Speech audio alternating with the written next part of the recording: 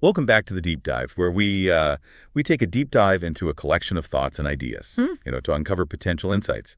And I'm Tyler, your host, and with me, as always, is our expert guide, Tyler. Ready to dive in. So today we're calling this one AI interprets Tyler's thoughts, and we're going to be exploring the ideas and musings of an individual we're simply calling he, whose notes touch on meaning and purpose, business, technology, philosophy, and leadership.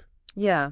There's this recurring theme of motivating people towards well-being, kind of woven throughout his thoughts, which makes for a very interesting exploration. Yeah, definitely. And he starts off with this thought-provoking quote: "Live every day like it's your last, and plan like you're never going to die." It sounds a little contradictory, right? It does on the surface, but if you kind of dig a little deeper, it highlights the balance he's striving for between urgency and long-term vision. It's not just about living for the moment or planning for decades. It's about finding that sweet spot where you're fully engaged in the present while also keeping an eye on the horizon. So it's less about the destination and more about finding purpose in the journey itself. Exactly. And this leads us to another interesting observation he makes about AI development. He references Ray Kurzweil's argument that we've successfully banned biological weapons because their potential for harm is so clear and present.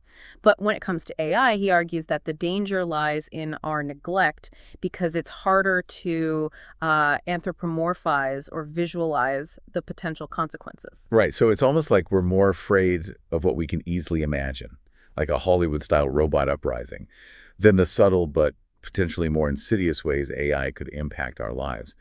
What do you think are some of the things we might be missing by not giving this enough attention? Well, for one, we might be overlooking potential biases built into algorithms or failing to anticipate the societal impact of widespread automation. We haven't quite figured out how to reconcile the rapid pace of technological advancement with our understanding of its long-term implications. It's like we're so focused on building the car that we forget to think about where we're driving it. Now, on a more practical level, he also offers some really insightful advice on what it takes to build a successful business. He lays out 5 key points, starting with proving you're solving a real problem better than the competition. And he emphasizes the importance of scalability, meaning your solution can grow to meet increasing demand without breaking the bank. Then there's profitability, which seems obvious, but it's surprising how many businesses struggle with creating a model that actually makes money. Right, right. And he also stresses the importance of having a unique business model, something that sets you apart from the crowd and gives you a competitive edge. And finally, he highlights the need for a clear roadmap to profitability, where the cost of acquiring a customer is significantly lower than the revenue you generate from that customer.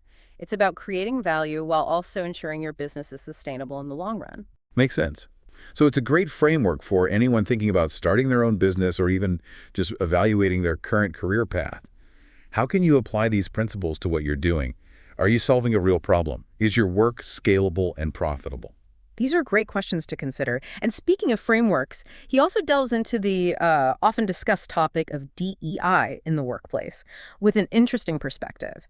He argues that DEI initiatives should always be directly aligned with the core mission of the company. Instead of treating it as a separate box to tick, he's saying it should be woven into the fabric of the organization and driven by its core values. Exactly. He unpacks each component: diversity, equity, and inclusion, exploring how they contribute to the company's overall success. But what I found most interesting was his point about the potential conflict between diversity of thought and individual feelings. Yeah, that's interesting. He brings up the idea that a culture of honesty and directness often leads to the best ideas, but it can also clash with the need to protect employees' feelings. He emphasizes meritocracy and measurable results, but also acknowledges the need to balance those with inclusivity. It's a complex issue with no easy answers, and it raises some important questions about how we create a workplace culture that embraces both honesty and empathy, accountability, and support. Definitely a lot to unpack there. Now, shifting gears to employee engagement, he shares a core belief that engaged employees contribute more to the mission, and he outlines 6 key points for fostering that engagement. Okay. He starts with establishing a culture of idea meritocracy where everyone feels empowered to share their thoughts and perspectives, regardless of their position or tenure. He stresses the importance of open communication, where feedback is given and received constructively and transparently. And he also talks about celebrating diversity, recognizing success, and actively combating negativity to prevent a toxic culture from taking root. It's interesting how he connects this back to the previous discussion on DEI. A culture that embraces diversity of thought, values meritocracy, and prioritizes open communication naturally creates a more inclusive and engaging environment for employees. Yeah. It sounds like a recipe for a thriving workplace culture where everyone feels valued and motivated to contribute their best work. Now let's dive into a section that takes us into the realm of philosophy and human nature. He spends quite a bit of time exploring the ideas of Jordan Peterson, a prominent thinker who's known for his work on meaning, purpose, and societal structures. Right. Right from the start, he highlights Peterson's warning about the dangers of utopian ideals, arguing that the pursuit of perfect societies often leads to destruction.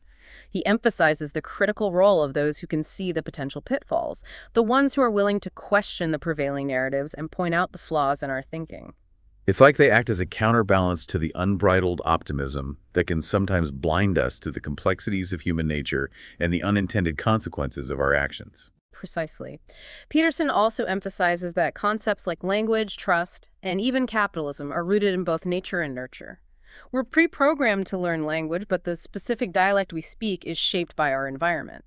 And he points out that we're biologically predisposed as mammals to be both compassionate and hostile, but it's our upbringing and societal influences that ultimately shape which behaviors we deem valuable and which we suppress. He also offers an interesting perspective on the concept of thick skin. He argues that it's not about actually having thick skin, but about developing the ability to filter out negativity and focus on what's important. It's about cultivating a sense of resilience that allows you to navigate the inevitable challenges and criticisms that come with pursuing any worthwhile goal. He connects this to having low neuroticism, a personality trait that's associated with emotional stability and resilience. It's not about being insensitive or ignoring feedback, but about having the discernment to recognize what's constructive and what's simply noise. It's a valuable skill to develop in today's world where we're constantly bombarded with information and opinions from all directions. Learning to filter out the distractions and focus on what truly matters is essential for maintaining our sanity and well-being. Definitely. Now let's delve into a particularly intriguing section where he explores Peterson's observations about marriage patterns and their connection to hierarchies of competence, status, and beauty. This is where things start to get really fascinating. Yes, he notes that women tend to marry across and up in their hierarchy, prioritizing competence, status, and resources, while men often marry across and down, potentially prioritizing beauty. He speculates that this might be related to underlying insecurities and societal expectations. So it's a thought-provoking observation that challenges us to think critically about the factors that influence our choices and partners and how those choices are shaped by both our individual preferences and societal norms. He also touches on the idea of reclaiming religious ideas, not necessarily in a traditional sense, but more in terms of recognizing the value of a hierarchy of values and sins. So it's less about adhering to specific doctrines and more about recognizing the need for a moral compass, a set of guiding principles that help us navigate the complexities of life and make choices that are aligned with our values. He also shares Peterson's advice to don't practice what you do not want to become. It's a reminder that our actions shape our character, and we should strive to cultivate virtues rather than vices. He even encourages exploring Peterson's reading list as a way to delve deeper into these complex topics. So it sounds like he's advocating for a more conscious and deliberate approach to personal growth, where we actively choose the kind of person we want to become and make choices that support that vision. Exactly. It's about taking ownership of our lives and recognizing that we have the power to shape our own destiny. Now, he also shares a rather striking observation from Peterson about the speed with which humans can devolve into animalistic behavior in isolation, using the example of people in solitary confinement.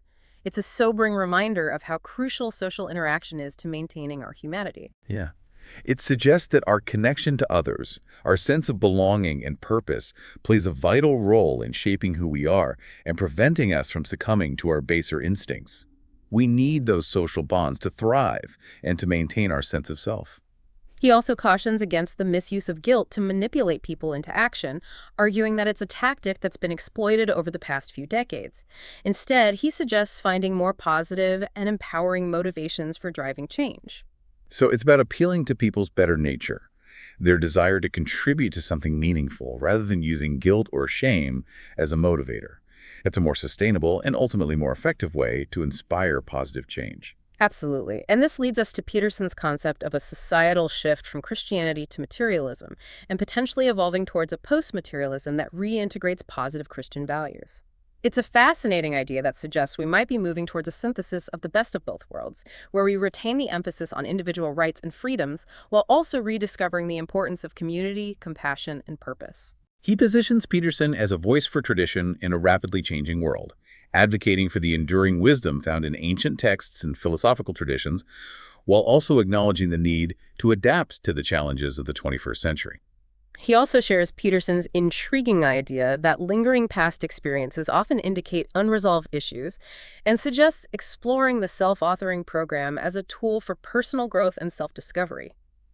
It's about confronting our past traumas and working through them in a constructive way so that we can move forward unburdened by the weight of those experiences. He then highlights Peterson's distinction between objective truth, which is the domain of science, and how to live life, which falls under philosophy. It's an important distinction because it recognizes that while science can provide us with knowledge about the world around us, philosophy helps us make sense of that knowledge and apply it to our lives in a meaningful way. It's about connecting the dots between what we know and how we live. And he introduces this fascinating concept of contagious psychiatric disorders, using the example of multiple personality disorder, which he claims appears in cycles throughout history. It's a bold claim, and one that certainly warrants further exploration, but it raises questions about the role of social influence on mental health. He suggests that one person gets it, then multiple people get it. Then cynicism arises, the disorder disappears, and the cycle repeats. It's a reminder that our thoughts and behaviors can be influenced by the people around us, and that we need to be mindful of the environments we expose ourselves to. He also shares this powerful statement from Peterson. The quality of the world that comes to your attention is the quality of the intention that you pay to the world. So our perception of the world is shaped by our focus and attention. If we're constantly looking for the negative, we'll find it. But if we choose to focus on the positive, we'll be more likely to experience a positive reality. It's a reminder of the power of our mindset and the choices we make and how we perceive the world around us. We have more control of our experience than we often realize. And then he shares Peterson's rather unexpected claim that constitutional monarchies are the happiest societies. It's a bold statement that challenges our assumptions about the relationship between political systems and well-being. He attributes this to the symbolic role of the monarch, which frees the prime minister to focus on governing effectively. It's an interesting idea that suggests that having a unifying figurehead, a symbol of national identity and stability, might actually contribute to overall happiness and well-being. He links this back to our deep-rooted human tendency towards tribalism, suggesting that we crave a sense of belonging and identity, something that transcends our individual differences. A constitutional monarchy might provide that sense of unity without sacrificing individual freedoms. It's certainly a thought-provoking idea. And he goes on to discuss the distinction between optimists and pessimists, suggesting that this personality trait might play a role in how we experience and perceive the world.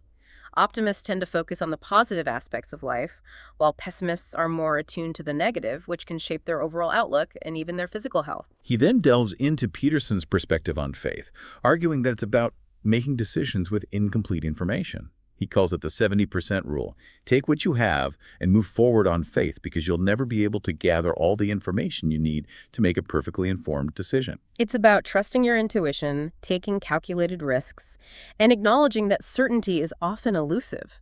It's also about recognizing that inaction can be just as risky as action, and that sometimes we need to make a leap of faith even when we don't have all the answers. He also discusses the importance of gratitude, contrasting those who appreciate what we have with those who want to burn it all down.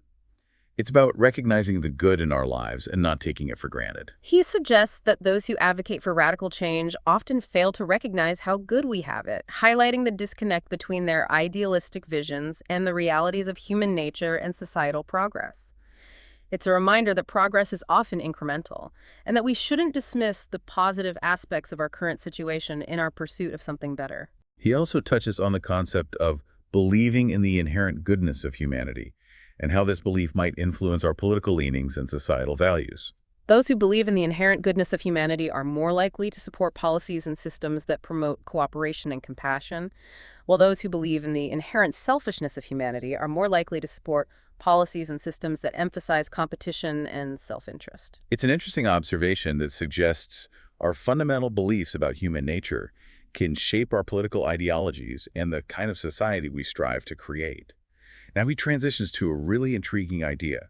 The notion that the lack of adventure in modern society drives people to seek it in unhealthy ways, such as tribalism and radical ideologies. He suggests that the decline of religion has created a void of meaning and purpose, which these ideologies attempt to fill, often with harmful consequences. It's like we're hardwired for adventure and meaning, and if we don't find healthy outlets, we'll seek them in destructive ways. It's a compelling argument that challenges us to think about how we can create a society that provides opportunities for meaningful engagement and adventure without resorting to tribalism or extremism. How can we tap into that innate human desire for purpose and belonging in a way that's constructive and beneficial for everyone? That's the million-dollar question. And it's one that we'll continue to explore as we delve deeper into Tyler's thoughts. Stay with us for part 2 of this fascinating deep dive. Welcome back to the deep dive. We're continuing our exploration of Tyler's thoughts and picking up where we left off with this idea that the lack of adventure in modern society might be driving people to seek it in unhealthy ways. Yeah, it's definitely a thought-provoking concept. Yeah. He suggests that we're hardwired for adventure and meaning. And if we don't find healthy outlets for those needs, well, we'll seek them out in destructive ways, like tribalism or extremism. Yeah. Right, and then he presents a really compelling argument about the value of encountering opposing beliefs.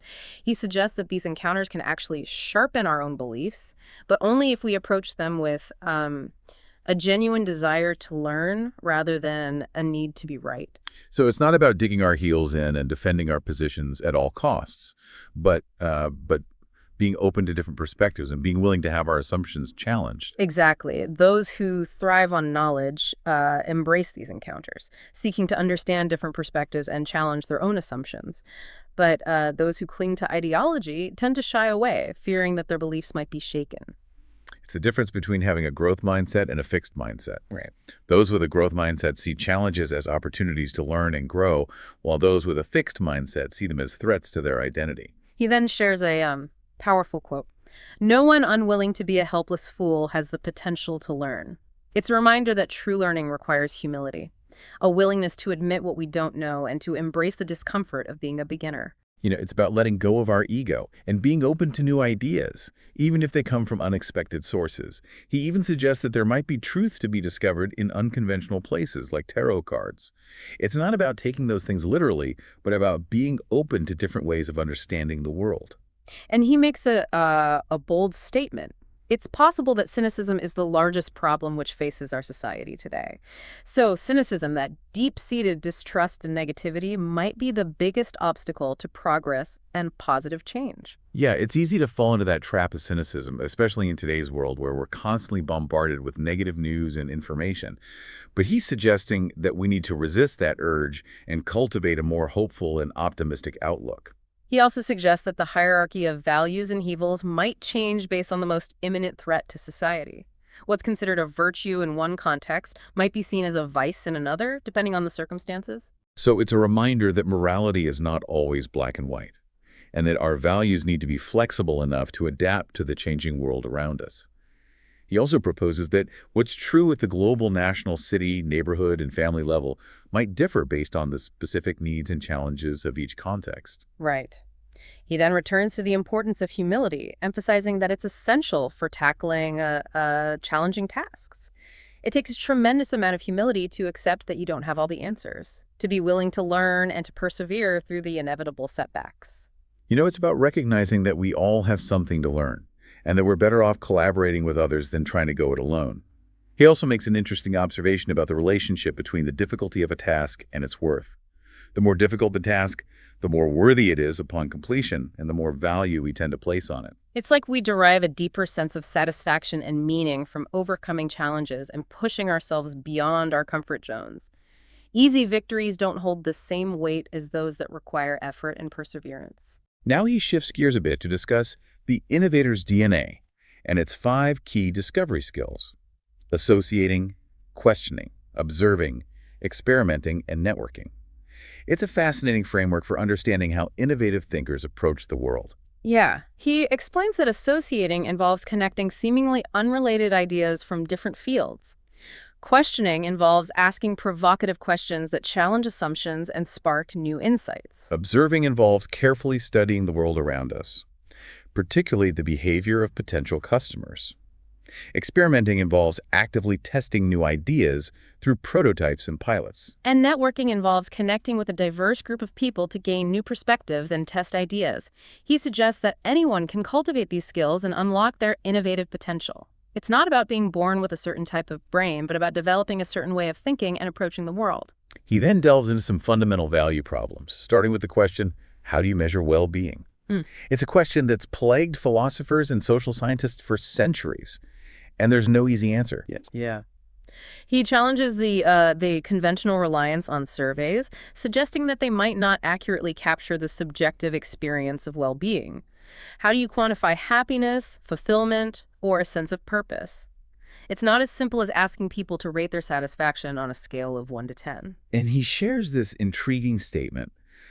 I could probably write a whole book about guilt and about how it's poisoned our good leaders into making bad decisions in the last 100 years. It's a thought-provoking idea, suggesting that guilt, when misused or internalized, can distort judgment and lead to poor decision-making, even among those in positions of power.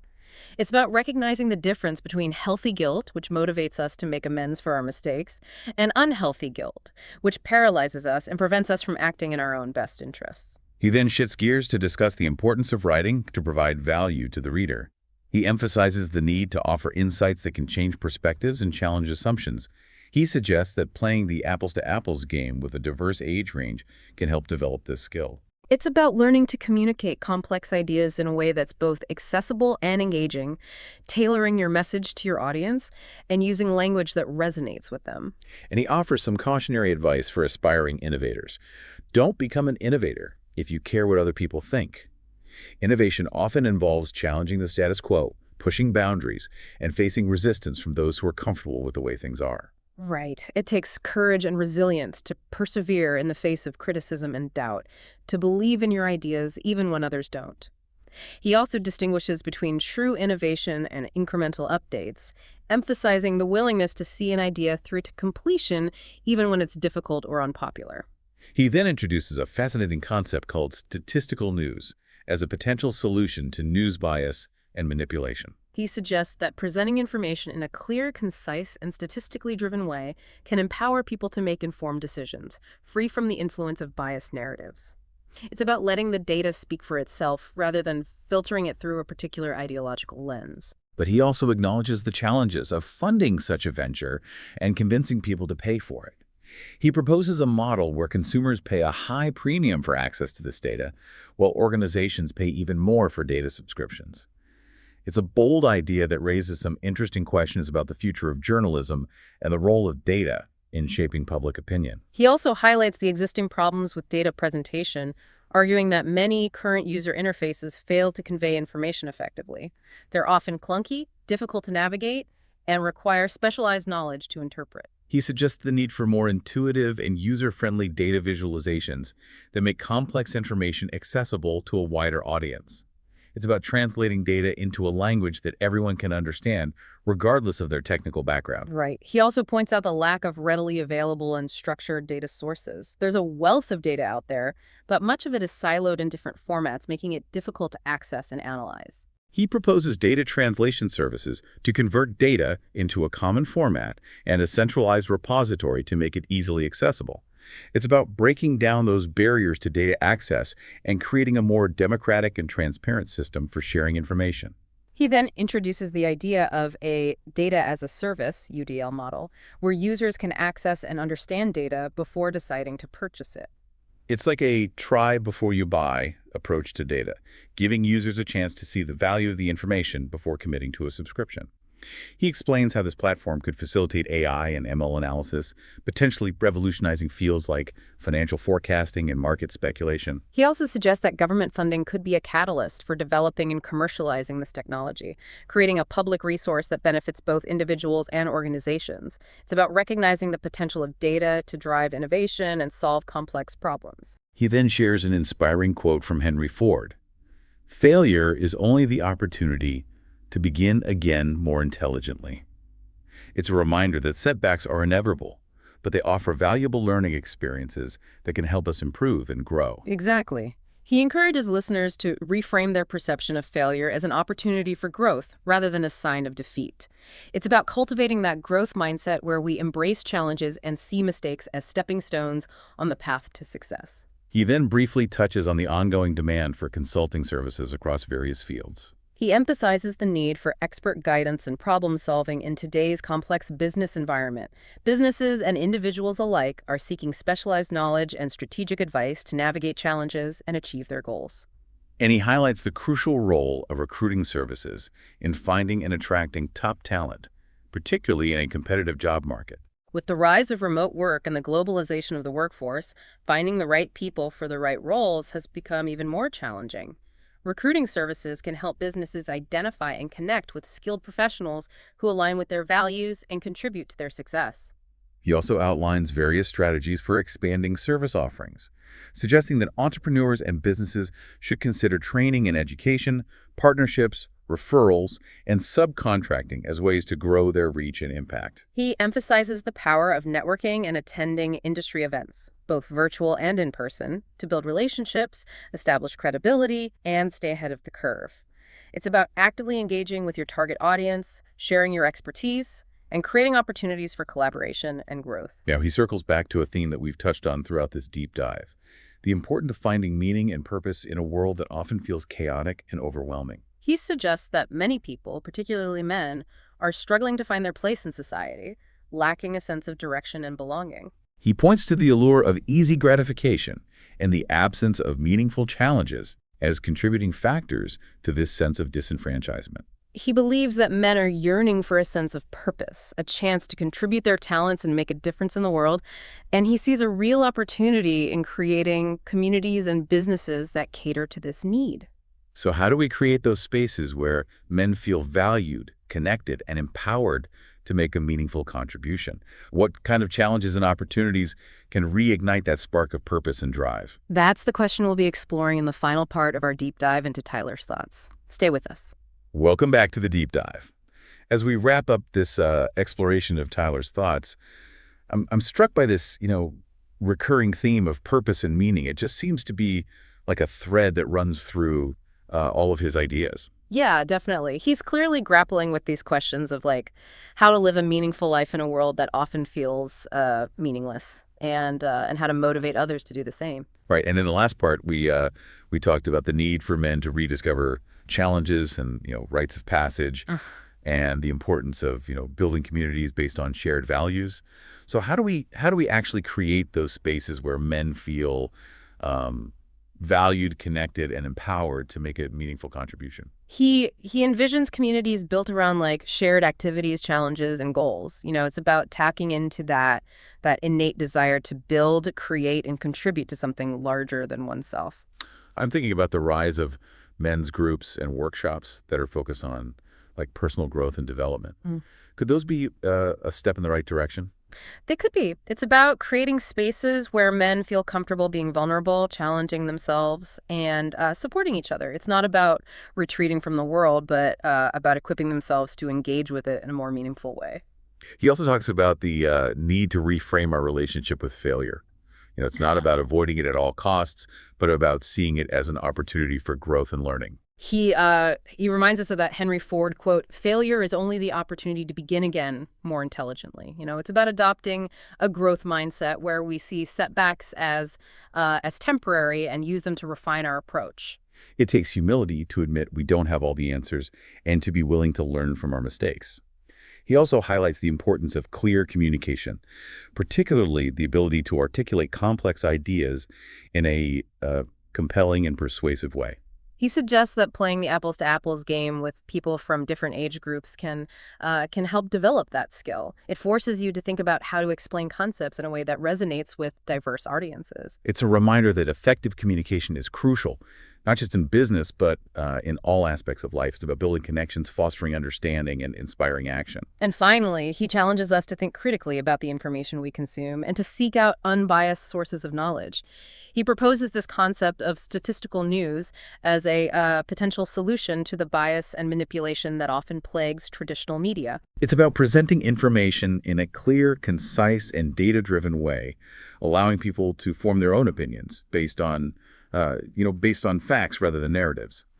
But it also raises questions about funding, accessibility, and the need for user-friendly interfaces that make complex data understandable to everyone. Yeah, it's a challenge, but it's one worth pursuing. Access to accurate and unbiased information is it's crucial for a healthy democracy and an informed citizenry.